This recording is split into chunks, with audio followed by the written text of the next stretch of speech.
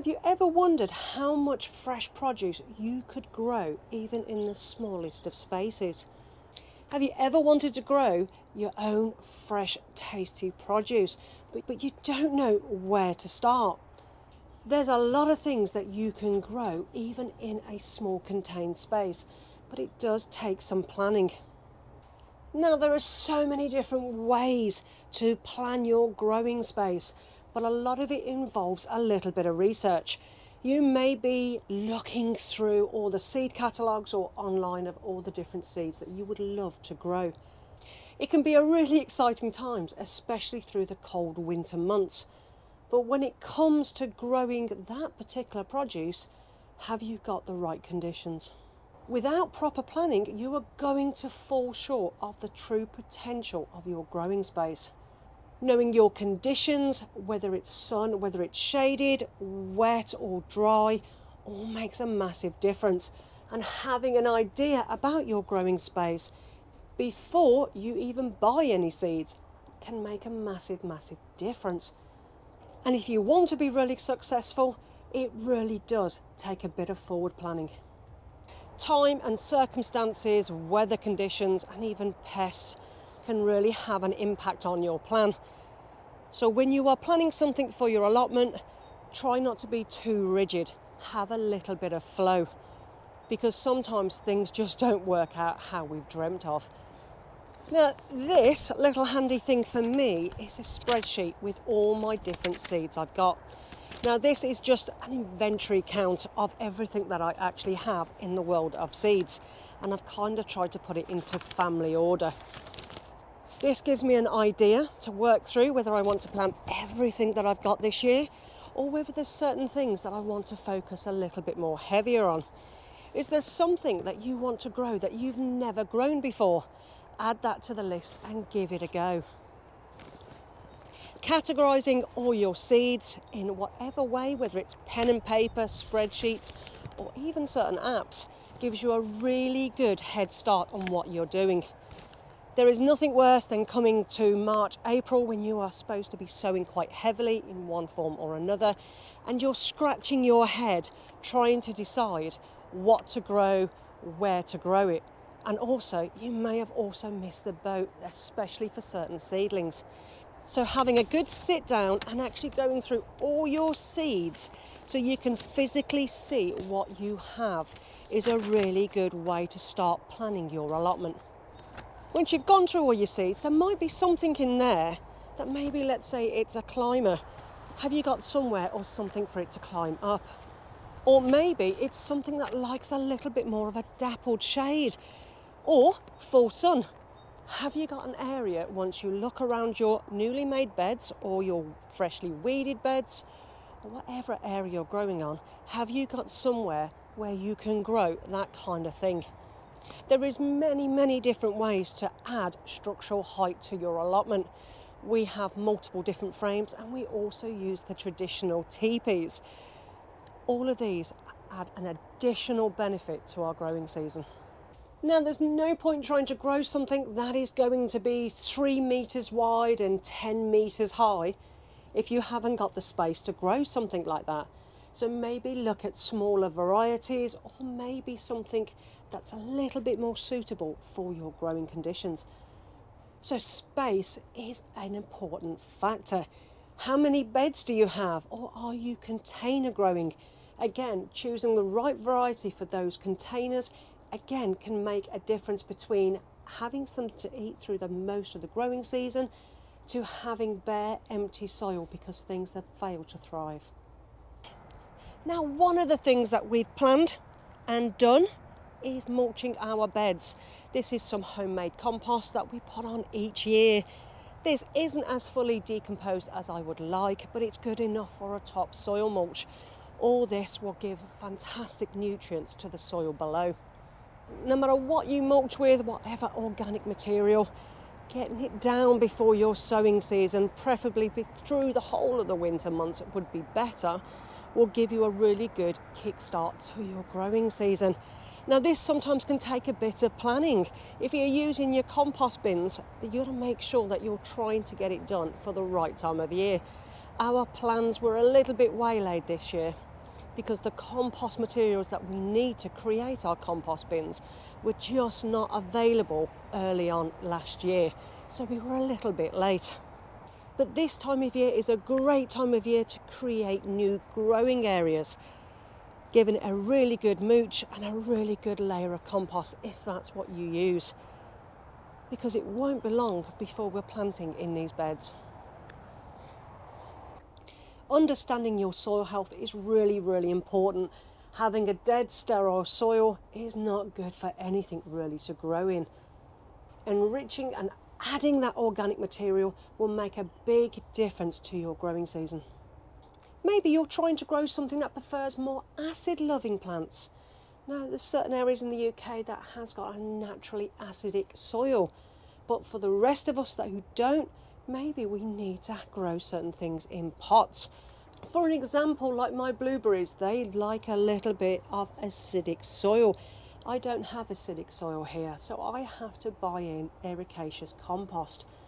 Blueberries really thrive in these conditions. So if you're planning on buying blueberries or other acid-loving plants, then maybe check your soil conditions to whether it's going to survive or not. Sometimes we want to grow something so desperately, but maybe our climate doesn't actually suit it. Now, there's a lot of things that you can get certain varieties that will tolerate better conditions that you have on your growing space. But that does take a little bit of planning, and one thing for us which I really want to grow this year is sweet potatoes. Now, I will do a video in the very near future about how I'm going to be growing my sweet potatoes this year. In the past, we have just bought a bag of sweet potatoes and tried to grow, whereas we have had a half-decent harvest off of those. I know pretty much that particular variety of those sweet potatoes probably wasn't suitable for our climate. So this year I'm actually going to buy some slips that are suitable to growing in our climate. And that's where the planning comes in. Are we trying to grow something that maybe is not suitable for our growing space? But there may be a variety that you can try to grow. Again, that's all in the planning. Now, all these little bits of background planning may take a little bit of time, but you should take enjoyment after doing some research on things that you want to grow, especially things that maybe you've not been able to grow before. If you have a greenhouse or a polytunnel, that will give you a much bigger amount of unusual crops, let's say, to be able to grow in your growing space. And it even extends your growing season quite dramatically. In fact, here in the UK, if you have a greenhouse or a polytunnel, that can dramatically increase how many months of the year that you can actually physically grow on your plot. In your growing space, what are you going to mix up? Are you going to have a bed of one singular vegetable, or are you going to mix it up a little bit? There's certain things that grow really well together and some things that don't do as well. One of the examples that do very well are beans and peas and squashes and corn. Each year we always grow our corn and squashes in the same area. Now, there is many different things that you can grow together that really does help the soil. Maybe a little bit of research is in order. All these little plans will give you a really good head start and will help narrow down certain things that you want to grow. Now, having an idea where the sun goes across your plot is a really good thing. If you have a new plot and you've not really experienced much down there, spending a few hours down there will actually help you see where the shaded areas are, where the sun crosses the sky, and any excess wind if it's an open site. All this will really help you plan that allotment. Now, there's many different ways that people will do a structured plan. So last year I did a little pen to paper plan, which has really come in handy. But because we have a double plot, it is really quite large. I couldn't really fit this on a smaller piece of paper without everything being cramped on and me not being able to write on what I actually want to grow. But it has come in really handy, and it's something that I still will be using. Now, we have swapped and changed certain areas over the years, so I've added and changed certain plans. But it really helps you on a cold winter's night sitting down maybe in front of the fire with a cup of tea or coffee, work out your plot. But it's not just pen and paper these days. You can actually do apps as well.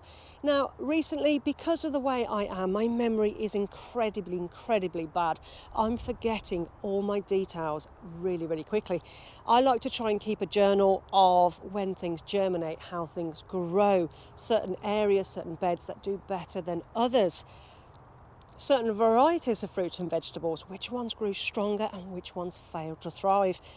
All this info is really valuable to somebody who wants to grow long term. Even the weather conditions for your local area in your last frost date is probably the most important thing for you to learn. So this year I decided to try an app, and this is where I started using Grow Veg. Now, I was suggested this app through a friend and I thought I would give it a go. Now, it does cost £25 for the whole year, but the amount of information you can store on that app on your plan is really good. And because you enter your postcode when you first join the app, it will give you all the local data entry points from your local weather station, giving you a much accurate weather description of your plot. It also advises when to sow by, when to plant out, especially for your local area.